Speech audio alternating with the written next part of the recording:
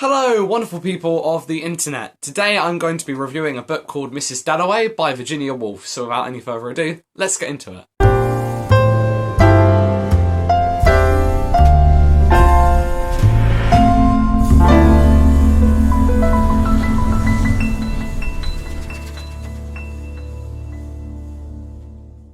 Okay, so full spoilers for this book. If you're going to read this book, if you haven't read this book yet, please click off now and come back later if you want to. Okay, so this is not the kind of book that I'd usually read. If you've been following the channel for a while now, you know that. I in fact almost exclusively read fantasy here, and I've only broken away from that a few times recently. I've done Dr. Jekyll and Mr. Hyde, which is kind of sci-fi. Well, it is sci-fi, kind of. I did The Secret History recently, which is a fiction book. Now we've got another fiction book, and a classic one at that, which is even more off the beaten path for me. So, what prompted me to pick this book up? I think it must be a New Year thing, although I haven't made this a New Year's resolution consciously, but I realise I have a lot of gaps in my reading on the terms of classics and different genres outside of fantasy, and even female authors. Like, off the top of my head, if you said name your favourite authors, I realised none of them would be women, and I was like, well, that's a problem, let's sort that out. So I've got some Jane Austen up there, I've got Virginia Woolf here. I just want to expand, I want to read more voices outside of just male fantasy writers. So here we are with Virginia Woolf. I'm going to buy A Room of One's Own, which is her essay, at some point and read it, because I'd like to hear what she has to say, because I really like this book, so I want to read more by Virginia Woolf. I think I might try and read Orlando at some point as well, because I know that one's meant to be quite good.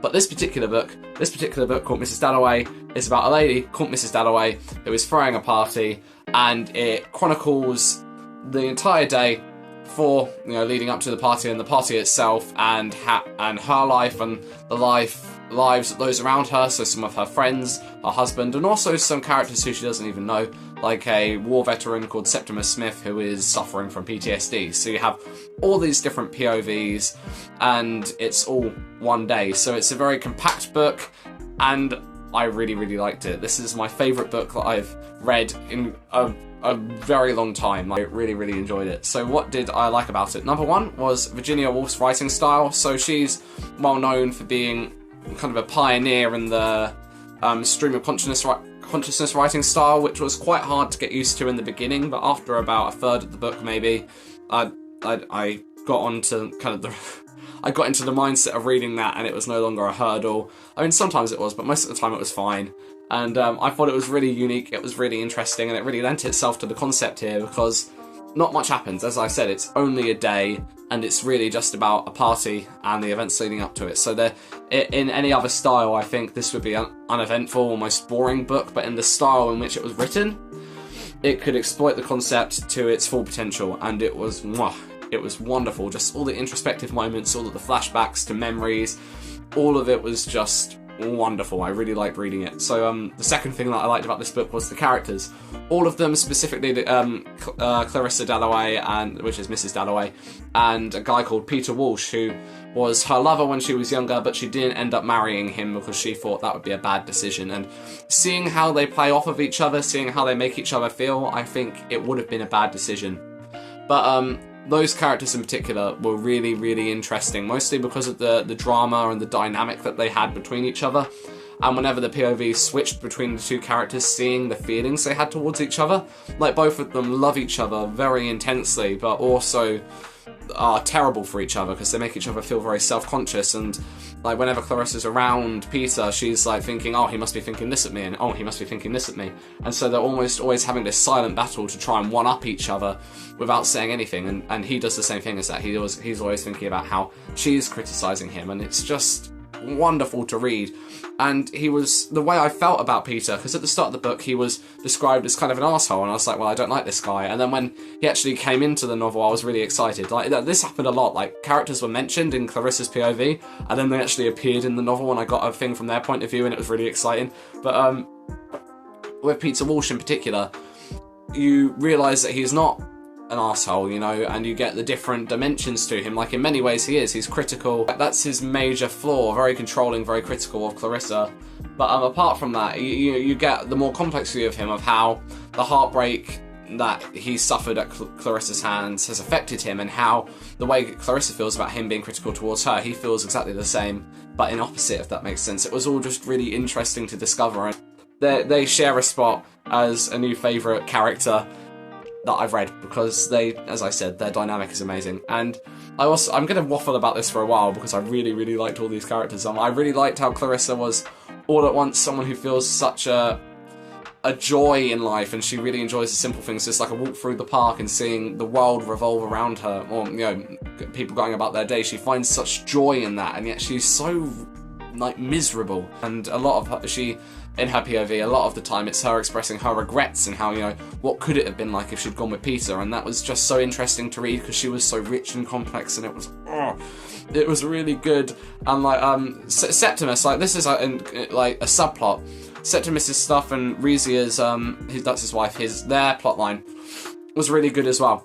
Took him to a therapist called William Bradshaw, and the way William Bradshaw was described at first, I was like, this is a good guy. I like this man.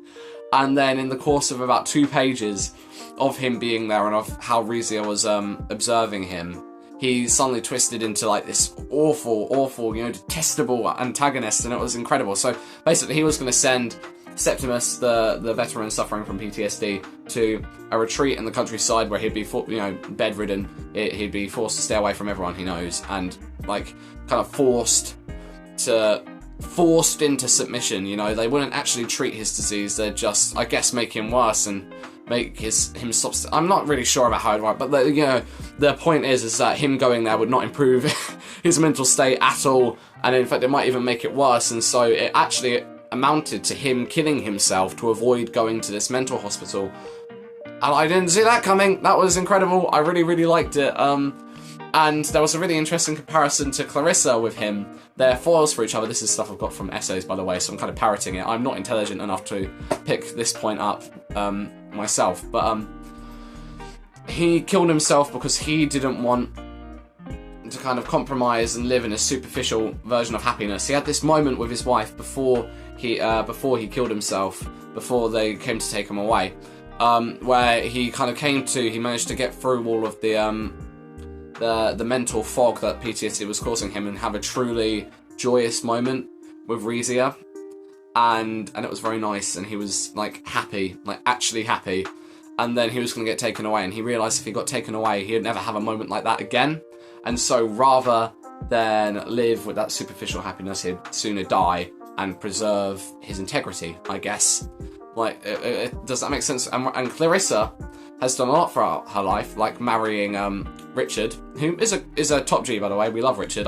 He was lovely. I wish we got more of him in the book. But she married Richard. She didn't marry Peter. She's made all these choices where she is no longer kind of her sense of adventure and the things that she did in the countryside and stuff, because she grew up in a place called Bourton, were all stripped away, and now she's very much a housewife, if that makes sense. And that's not the lifestyle she wanted when she was younger, and she's not happy living that life. And that's what I was saying. She feels such a joy for life, but she feels so unhappy because of this position she's in. And so basically, what I'm trying to say is that she was faced with a choice long ago with whether she would no, it wasn't like a life or death thing. Like, I don't think she ever would have killed herself, but she was faced with a similar choice where, hang on, I'm struggling to express this properly. When faced with a decision to choose between superficial happiness or keeping the pure form of happiness that she felt with Peter, she chose the superficial one because it would last, if that makes sense.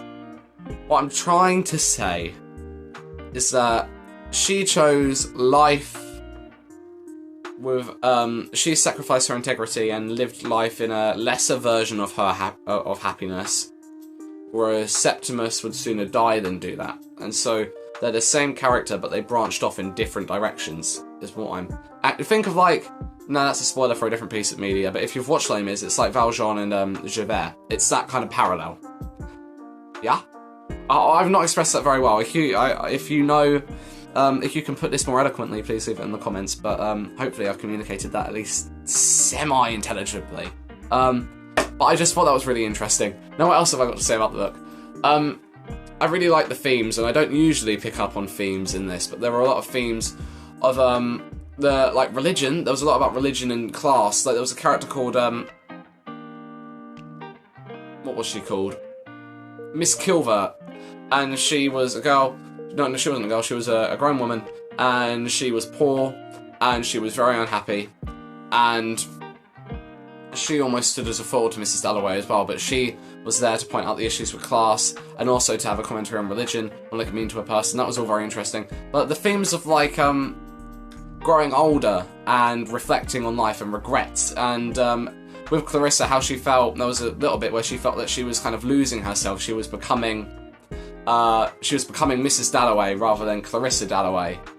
I don't think her maiden name was Dalloway. It wasn't, but I don't know what her maiden name was. But there was a bit where she was saying that she felt she was losing herself. She was becoming just the housewife. And I guess that's, yeah. But there was that theme, of her losing her identity through the choices she'd made and through her marriage. And I thought that was all very interesting. I really liked it.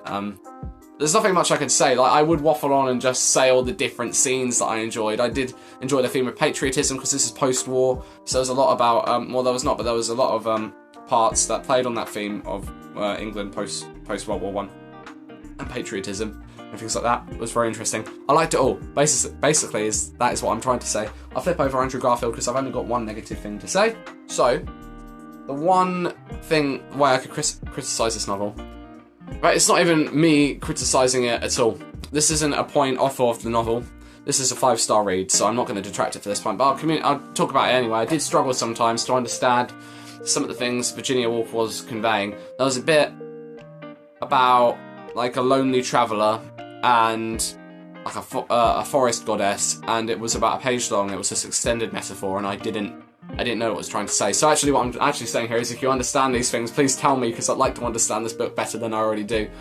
But often with things like that, with the comparison between Septimus and Clarissa towards the end, as you can tell from my terrible description of how they are parallels and how they foil each other, or not even, well, no, yeah, how they parallel each other, is, you can tell that I didn't understand some of the deeper meanings in this book. So if you... Oh god, my energy's just dropped. If you can tell me what that means. Basically what I'm saying is, a negative in my experience was that I didn't understand all of it. So if you can tell me, if you have your own views on some of the deeper meanings in this book, please leave them down below, because I'd love to talk about them with you. I'd love to understand this book more, because I really, really did love this book. And so I want to get as much out of it as possible. So to wrap this review up, what do I rate Mrs Dalloway? 5 stars. I'm going to read more Virginia Woolf eventually. And I'm excited to read some more classics, and definitely, as I said, I'm going to start reading more female authors, and I'm just going to start extending out. And Jane Austen, I'm excited for Jane Austen as well. Jane Austen is going to be awesome. Like, I'm going to start with Sense and Sensibility, and I'm going to go through in publishing order. I'm really excited. Okay, so I'll leave the video there. I'm currently reading a book called A Little Life, and it is massive. It's like 750 pages, and I read at the pace of a slug. Why did I say slug? It's snail. It's snail's pace, but I read very slowly, so I won't be finishing that anytime soon. And I'm going to try and keep myself ticking over. I bought this the other day.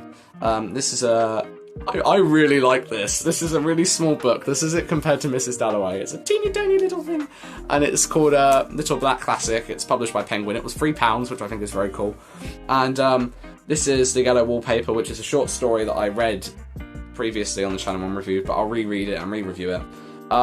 It's got that short story in here, and it's got 3 others by the same author, I believe. So I'm going to try and get a few of these, because they're very small, and I'll be able to read these kind of when I'm taking breaks with A Little Life, or just as a little interlude in it, so that I can get content out to you in the perhaps month, 2 months that it takes for me to finish that. So that's the plan. Thank you so much for watching. If you've got any book recommendations, as I said, I want to start expanding. So it's not just female authors that I want to read more of, it's different cultures as well. I really want to read books, and not, it can be fantasy books, but it can be non-fiction, it can be fiction, just anything from different parts of the world. Like, I want to read books by African writers, I want to read books by Asian writers, you know, I want all of these different voices to read, because it's interesting.